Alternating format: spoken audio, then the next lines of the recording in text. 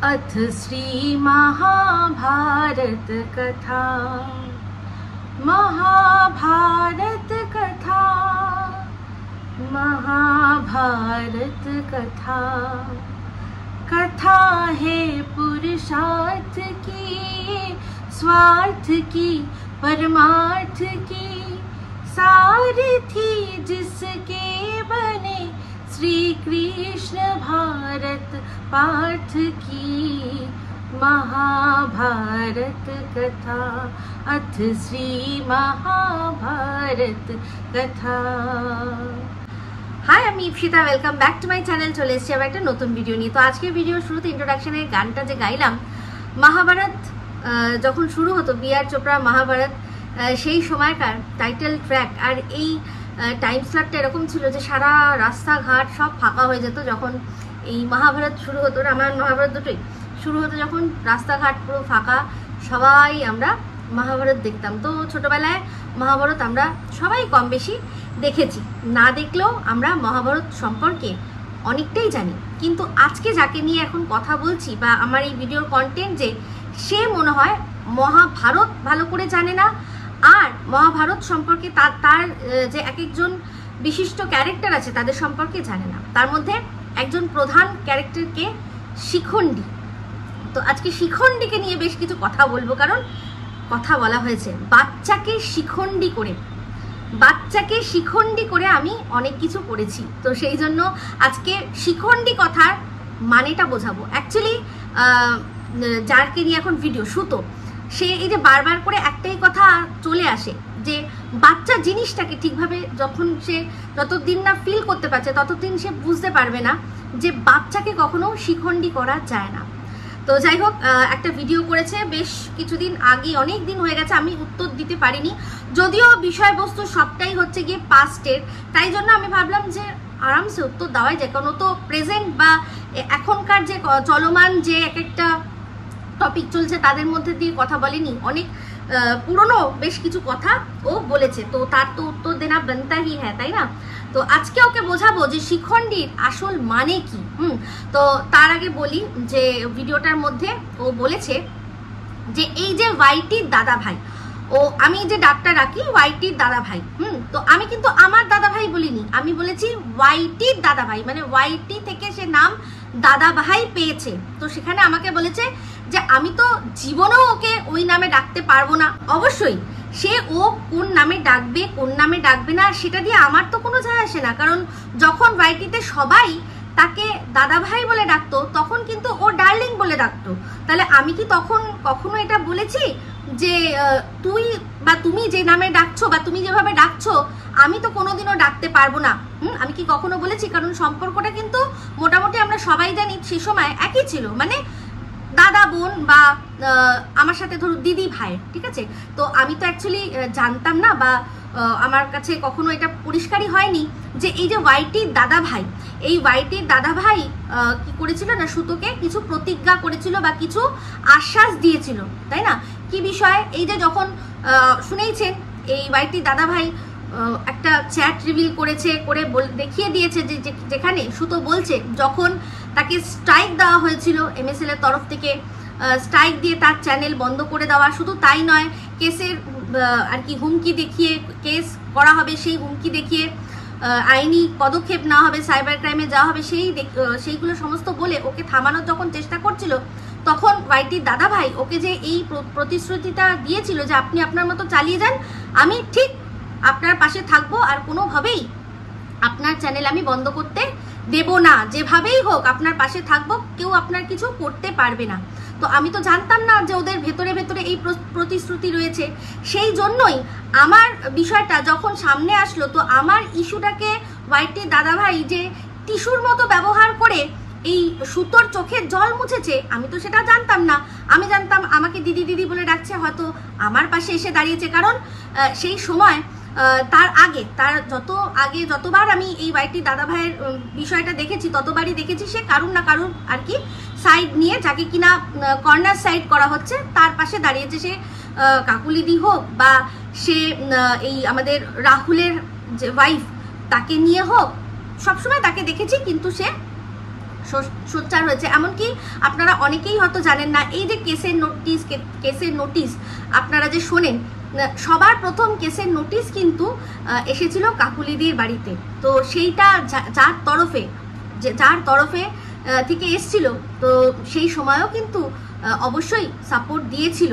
তো সেখানে আরও অনেকেই সাপোর্ট দিয়েছিল। তো যাই হোক, এখন সেই বিষয়টা কাকুলিদি তৎক্ষণাৎ মিটিয়ে নিয়েছে, কারণ ভিডিও করতে গিয়ে নিশ্চয়ই এই কেস খামারির মধ্যে সে যেতে চায়নি। তার শর্ত ছিল একটাই, যে নোটিশ পাঠিয়েছিল যে আমাকে নিয়ে যে ভিডিওতে যে কথাটা বলা হয়েছে যেটা আমার আপত্তিকর, তুমি সেটাকে আর কি সরিয়ে দাও, না হলে আমি স্টেপ নেব বলে তার উকিলের তরফ থেকে একটা সে নোটিশ পাঠিয়েছে। তাই অনেক একটা পুরনো, যেটা হয়তো অনেকেই জানতেন না, সেটা আর কি আমি আপনাদের সাথে শেয়ার করলাম। আর সে কিন্তু বলেছিল এটা প্রাইভেট না, রীতিমতো ডিলিট করতে হবে, আর এটার জন্য একটা ক্ষমা আছে, ভিডিও চাইতে হবে। তো কাকুলিদি পুরোপুরি সব তার সমস্ত শর্ত মেনে এই বিষয়টা থেকে বেরিয়ে এসেছিল। তখনও কিন্তু এই ওয়াইটি দাদা ভাই কিন্তু পাশে ছিল তখনও অবধি।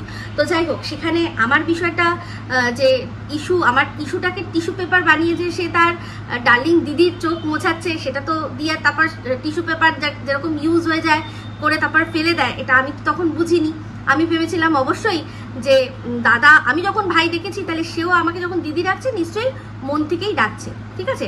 তো যাই হোক, ওখান থেকে এবার কারেন্ট চলে আসি। এখানে বলছে, এই সুতো বলছে যে ওই যে যাকে আমি ওয়াইটির দাদা ভাই বলছি তাকেও একটা স্পেশাল নাম দিয়েছে, আপনারা ভালো করেই জানেন। আর সেই নামটা কি? অবশ্যই জন্ম সংক্রান্ত। কারণ দেখুন, সুতোর স্পেশালিটি হচ্ছে সবারই জন্ম সংক্রান্ত বিষয় নিয়ে কথা বলা।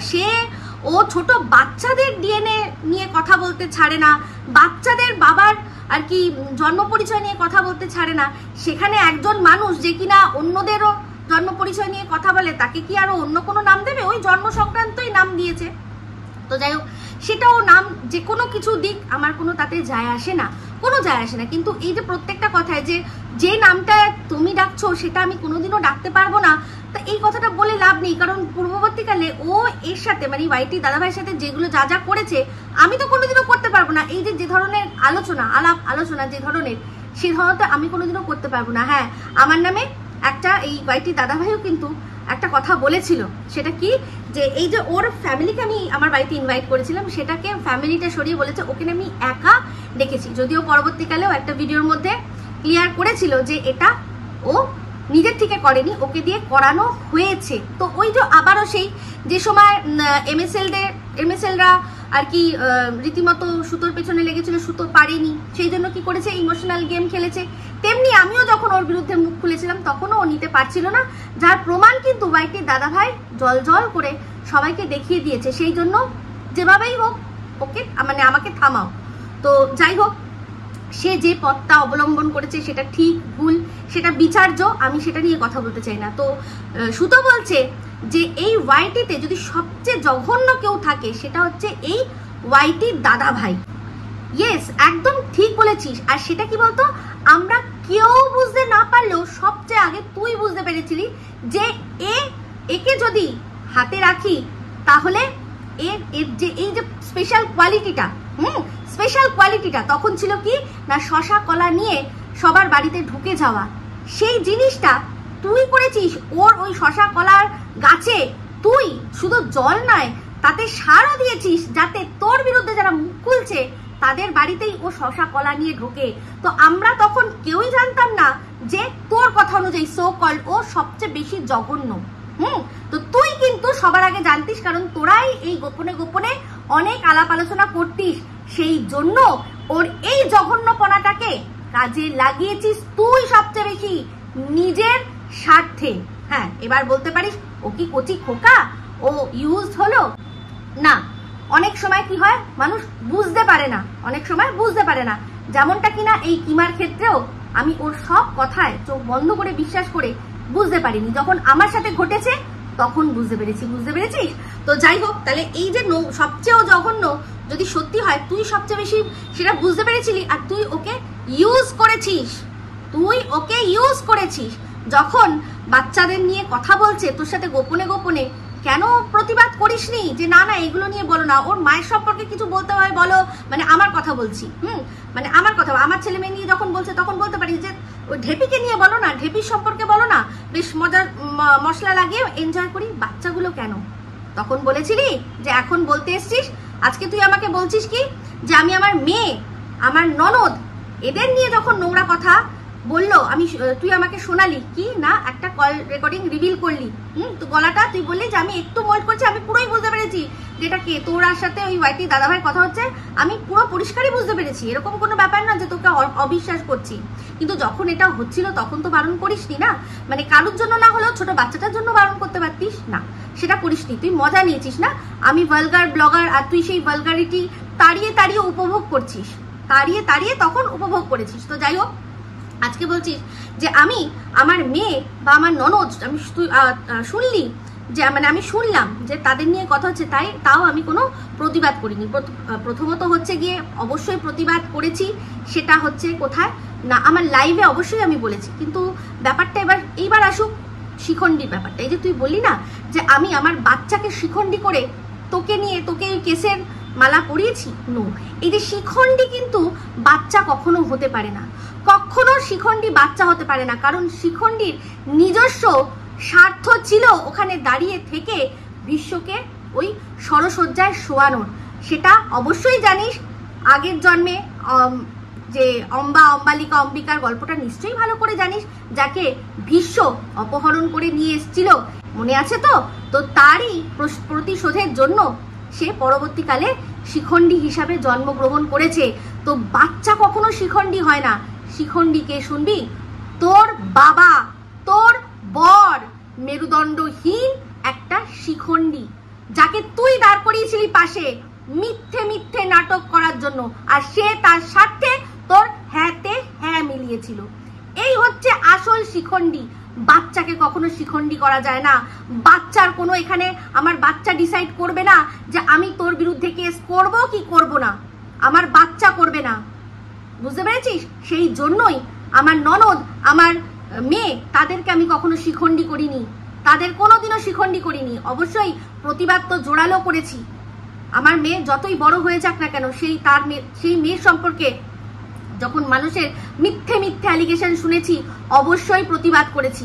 ননদের সম্পর্কেও যখন শুনেছি প্রতিবাদ করেছি। আর প্রত্যেকটা, সবচেয়ে বড় কথা কি, প্রত্যেকটা মানুষ জানে, কেউ বিশ্বাস করেনি, কেউ বিশ্বাস করেনি। শিখণ্ডী তুই করেছিস, শিখণ্ডী করেছিস তোর বরকে আমার সামনে দাঁড় করানোর, আমার বিরুদ্ধে, আমার মেয়ের বিরুদ্ধে কেস করানো, তাকে একটা মিথ্যে মিথ্যে এমন কোনো বিষয়ই নয়, একটা মেডিকেল সার্টিফিকেট নিয়ে চেষ্টা করেছিলি আমার বিরুদ্ধে।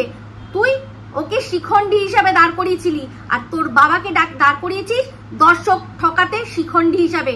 তোর লজ্জা করে না? তোর বাবার মুখ এখন কোথায় রে, যিনি কিনা সামনে এসে বলেছিলেন না না এখানে এটা কোনো এটা কোনো নাটক না, নাটক করা যায়?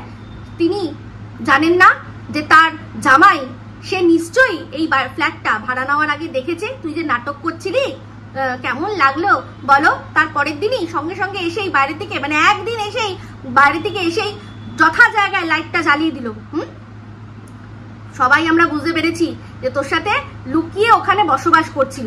দর্শক ঠকানোর জন্য এইভাবে বরকে, বাবাকে ব্যবহার করেছিস। আর সবচেয়ে বড় ব্যবহার করেছিস আমার বিরুদ্ধে কেস করার জন্য তোর বরকে নিয়ে গেছিলি। তার প্রমাণ মনে আছে কে দিয়েছে? অবশ্যই তোর মনে থাকবে, সুজাতা দি দিয়েছে, পরিষ্কার করে। তোর লজ্জা করে না? তোর লজ্জা করে না? তুই বাচ্চাকে শিখণ্ডী বলিস? আমার বাচ্চার কোনো হাত আছে যে তার শিখণ্ডীর তো নিজস্ব ছিল, স্বার্থ ছিল। শিখণ্ডী মানুষ যাকে তাকে করানো যায় না। শিখণ্ডীর নিজের স্বার্থ ছিল, সে সামনে দাঁড়িয়েছিল, বুঝতে পেরেছিস? তার বদলা নেওয়ার জন্য। আর তোর বাবা, তোর বর, তারা ইনকামের জন্য, তোর বাবার বর তোকে এই নাটকে সাথ দিয়েছে ইনকামের জন্য, আর তোর বর শিখণ্ডী হয়েছে, তোর কথায় রাজি হয়েছে যাতে তুই আমার বিরুদ্ধে বদলা নিতে পারিস, সেই জন্য। লজ্জা করে না? ফালতু বকতে আসে। আর যাই হোক, তুই আমার ভিডিও দেখিস না, আই ডোন্ট কেয়ার, সত্যি কথা বলছি, বিশ্বাস কর। দেখ, কতদিন ধরে তোকে নিয়ে আমি ভিডিওই করছি না। যখন তুই এই নজর ছল্লার নাটক করছিলি তখন আমি বলেছিলাম যে তোকে নিয়ে এমন খিল্লি করতে পারি না, তুই নিতে পারবি না, কিন্তু করিনি। বুঝেছি যে মানুষের পরিস্থিতি কখন কি হয়, তাই না? কিন্তু তুই ফালতু বকওয়াস সেই করে যাচ্ছিস, সেই করে যাচ্ছিস। তোর বরের ওই মানে কর্মস্থল নিয়ে আর মুখ নাড়িস না। সুজাতাদি সমস্তটা পরিষ্কার করে সবাইকে বলে দিয়েছে যে কত বড় নাটক তোরা আর কি সাজিয়েছিলি। মিথ্যে আর কি রিপোর্ট, মানে মিথ্যে বলতে কি রিপোর্টটা করেছিলি, কিন্তু সেই রিপোর্টে এমন কোথাও লেখা নেই যে তার সাথে কোনো ফিজিক্যাল অ্যাসল্ট হয়েছে। মানুষের মানে কি বলে হার্টবিট এমনিতেও ফাস্ট হয়ে যেতে পারে, এমনিতেও কিচ্ছু ছিল না, সব নর্মাল ছিল। তোর বরকে আমরা দেখিনি কিরকম শিখন্ডি করে দাঁড় করিয়েছিলি তুই, যখন সবাই ধেয়ে এসেছিল তোর কাছে প্রশ্ন করতে। কোথায় মনে আছে তো? ওই যে দক্ষিণেশ্বরে, দক্ষিণেশ্বরে কিরকম ভাবে তোর বরকে এগিয়ে দিয়েছিলি শিখন্ডি হিসাবে, যে না তুমি সামলাও, আমি এই দিকটা দেখছি, গিফট টিপ দিচ্ছি। একজন হাতে জোর করে গুজে দিয়েছিল, মনে আছে তো? হ্যাঁ, তাও কি করে বলিস দিনের পর দিন সন্দীপকে গিফট নিয়ে। তো যাই হোক, যেটাই হোক, তুই দেখবি না, আই ডোন্ট কেয়ার। আমার যখন মনে হবে তোকে নিয়ে ভিডিও করার করব, যখন মনে হবে তোকে নিয়ে ভিডিও করার আমি করব, ঠিক আছে? তো এই ওয়াইটি দাদা ভাই তার সাথে তুই যেভাবে, ওটা আমার কোনো ডাক নয়, ওয়াইটি থেকে নামটা পেয়েছে ওয়াইটি দাদা ভাই, আমি সেটাই আর কি ব্যবহার করছি, কারণ সেও আমার সবচেয়ে যেটা কম বিকৃত নাম সেটাই ব্যবহার করছে। বুঝতে পেরেছিস? যতদিন সম্মান দিচ্ছে ততদিন আমিও সম্মান দিচ্ছি, বাদ বাকিটা ভালো করেই জানিস এখানে কপচানোর জায়গা নয়, এটা ওটা ওখানে কপচানোর জায়গা নয়। আমি আমার বাচ্চার জন্য যা করেছি সেটা জায়গা মতো অবশ্যই হবে, ঠিক আছে বন্ধুরা? তো এই বলেই ভিডিওটা এখানে এন্ড করছি। যদি ভালো লাগে তাহলে অবশ্যই লাইক শেয়ার কমেন্ট করতে ভুলবেন না। যারা চ্যানেলটা সাবস্ক্রাইব করেননি তারা সাবস্ক্রাইব করে নেবেন। সবাই ভালো থাকবেন, সুস্থ থাকবেন। আবার আসছি খুব শীঘ্রই নতুন ভিডিও নিয়ে। টাটা।